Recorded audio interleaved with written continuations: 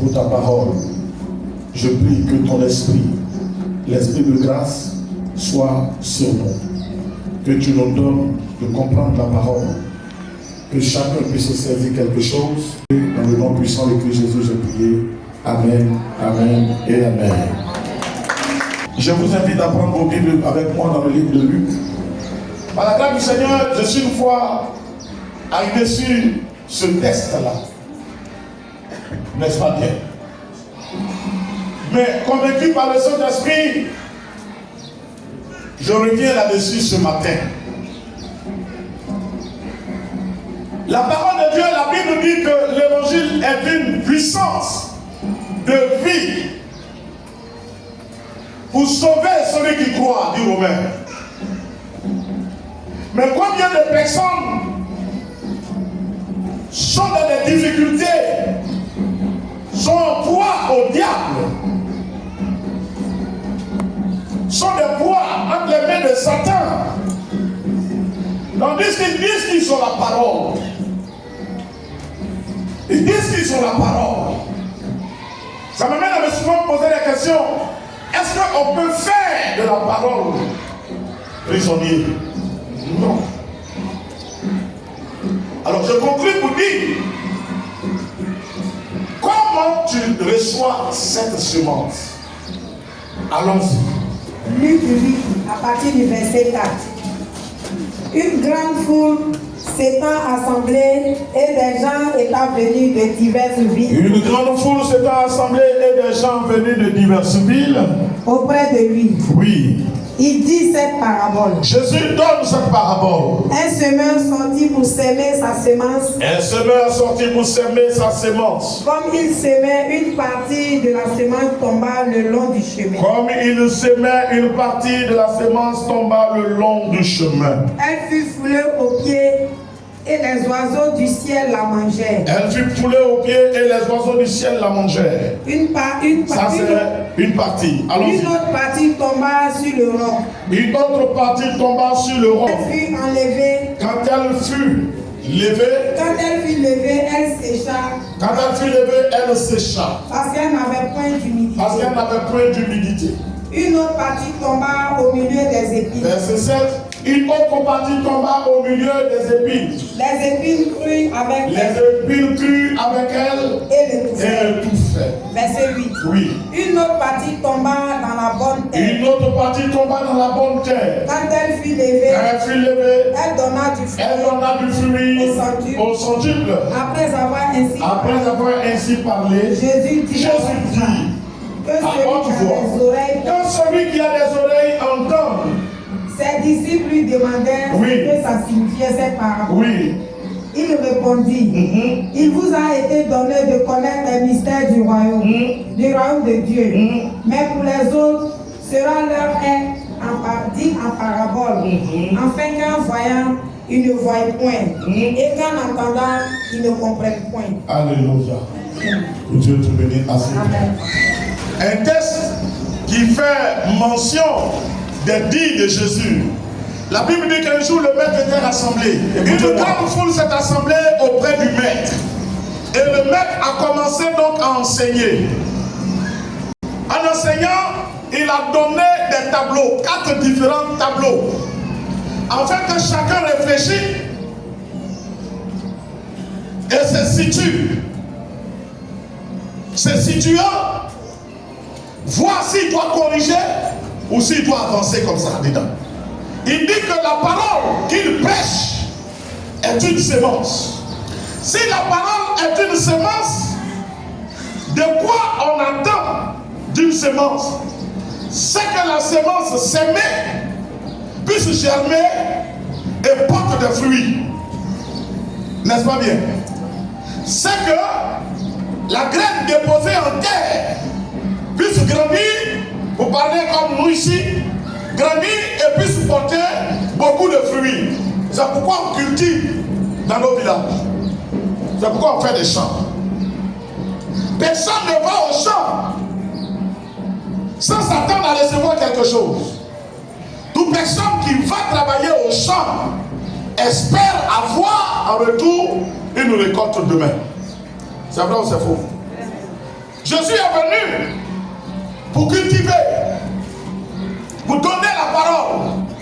Et le rêve du Seigneur est de voir la parole produire du fruit dans les vies.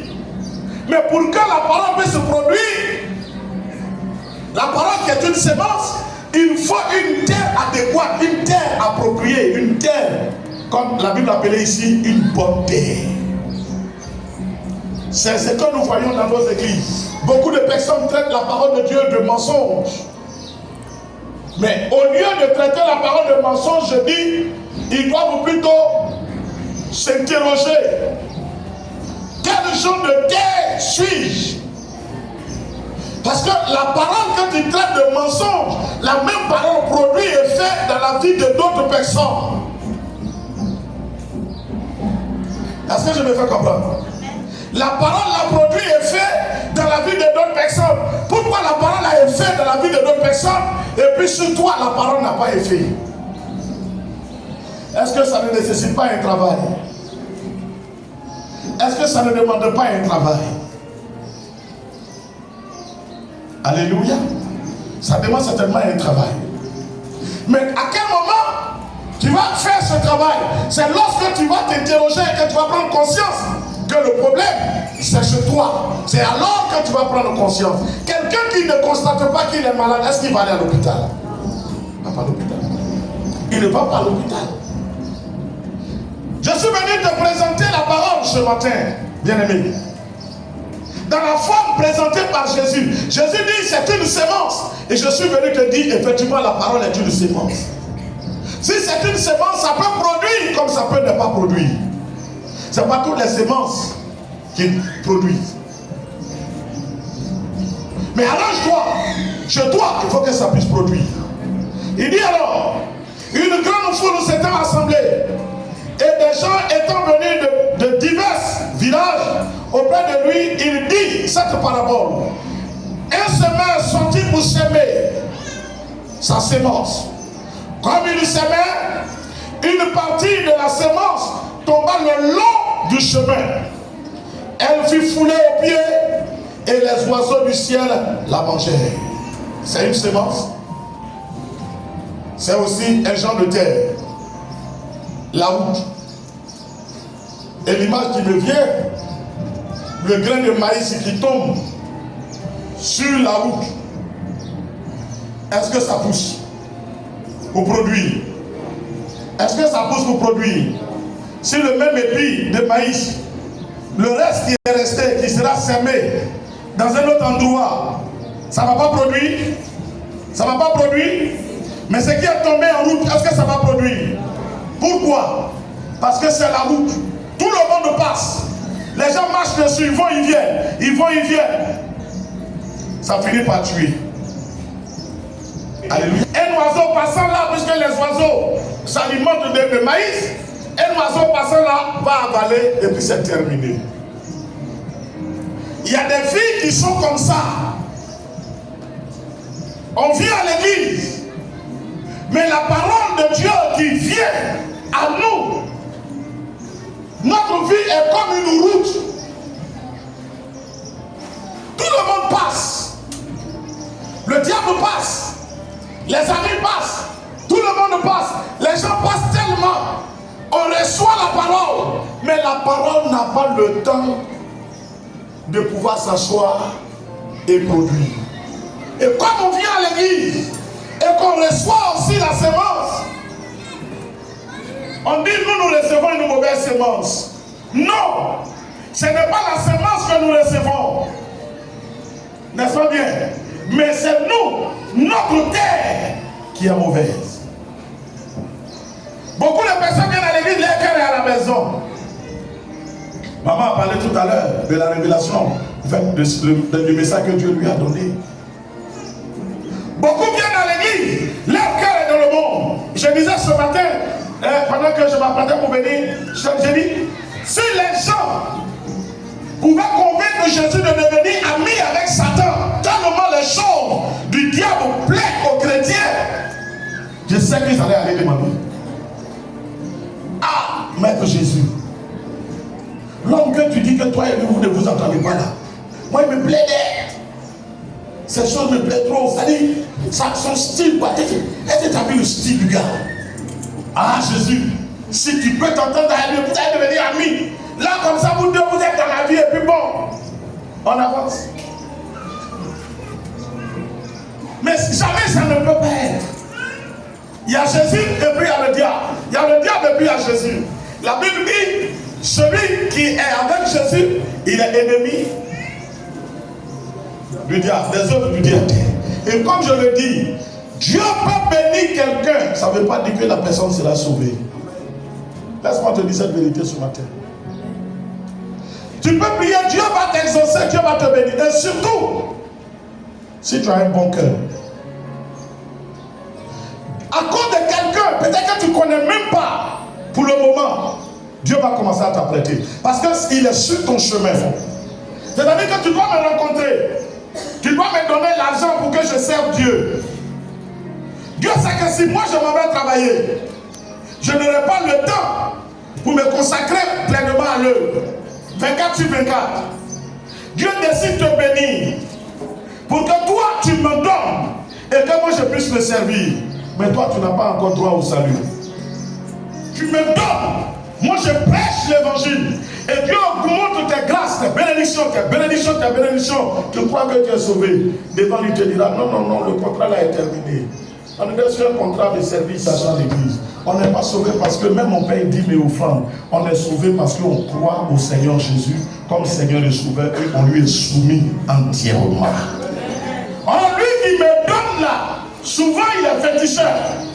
Mais si on ne le voit pas, mais il est dans la débauche, dans la publicité, il boit, il fait ci, il fait ça, il fait ça, il fait ça. Et lui quand il me donne, il dit, pasteur, prie pour moi, j'ai pris. Et lui-même, il a témoigné. Pasteur, ton Dieu est fort.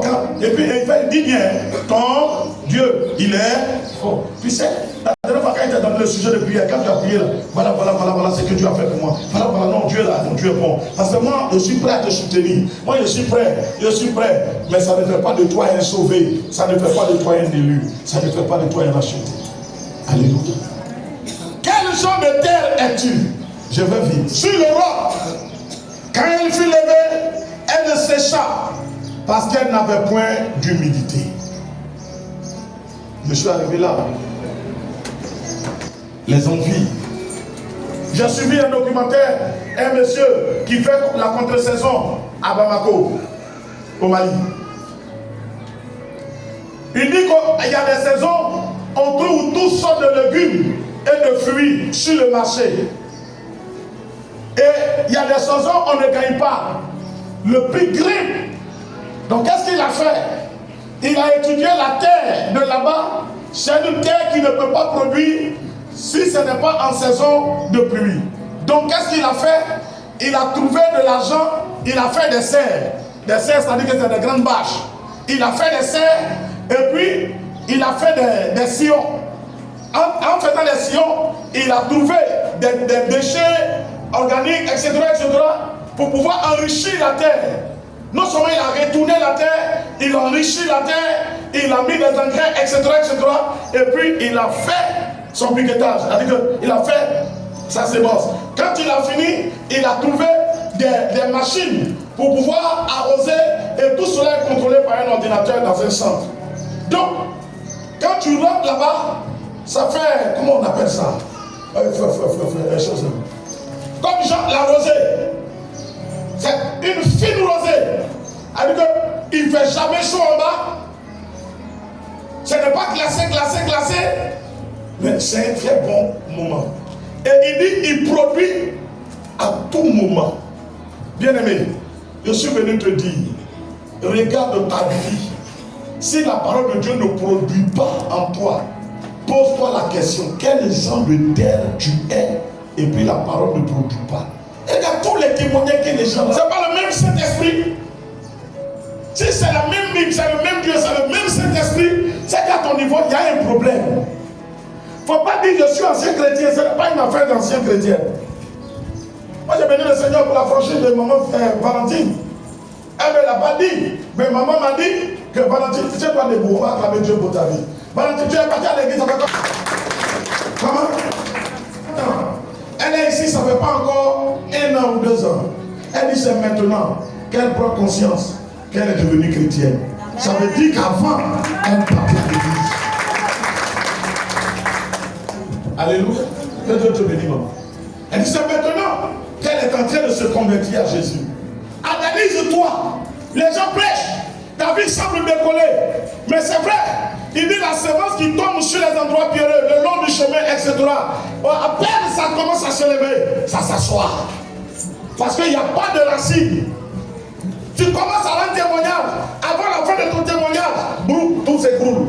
Pour te demander, il y a quel problème? Alléluia. Il y a quel problème? C'est toujours le cas de la 3e terre. Verset 8. Une autre tomba. Non, verset 7. Une autre partie tomba au milieu des épines. Et les épines crurent avec elle et l'étouffèrent. Ah! Ceux qui aiment le monde amènent avec le Seigneur. Ceux qui aiment le monde amènent avec le Seigneur. La semence est tombée. Mais là où la semence est tombée, les désirs mondains sont là. La préoccupation, Soukouya haine. Hein? Tu connais Soukouya? Bloy. Les désirs de la chair sont là. Oh, les désirs de la chair. Les désirs de la chair.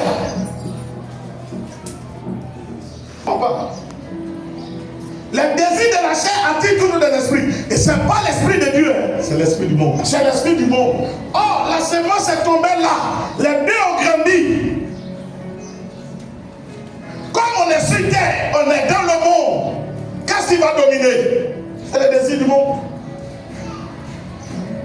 Quand on sort par jour, on rencontre plus de païens que de chrétiens, oui ou non? Oui ou non? On rencontre plus de païens que de chrétiens. Donc, si je dis je vais à l'église, je reçois la parole de Dieu, quand je suis entouré de beaucoup plus des choses du monde et les désirs du monde, qu'est-ce qui va me dominer? Les choses du monde. Je dis, il doit à l'église. Mais regarde-le. Mais en réalité, ce n'est pas la sémence. Ce n'est pas la sémence. C'est l'endroit, le cœur qui reçoit la sémence.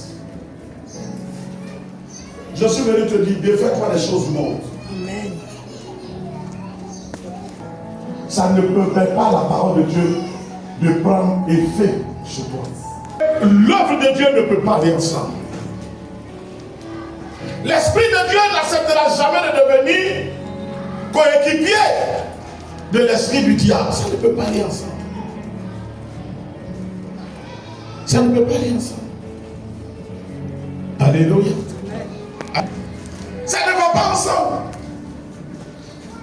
Alors, je ne veux pas citer des actes ce matin, mais toi-même, regarde ta vie et puis comprends.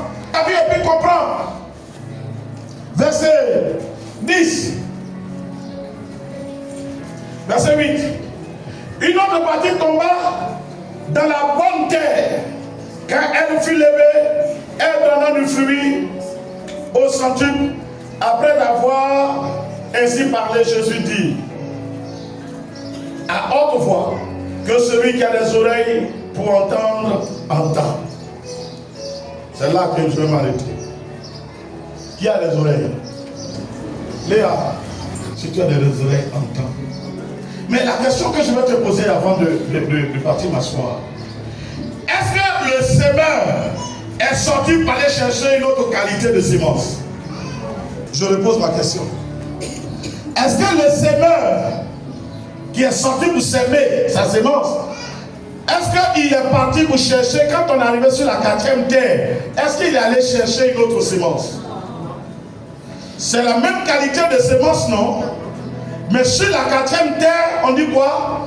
La semence, quand elle est tombée, elle s'est levée et elle a produit beaucoup.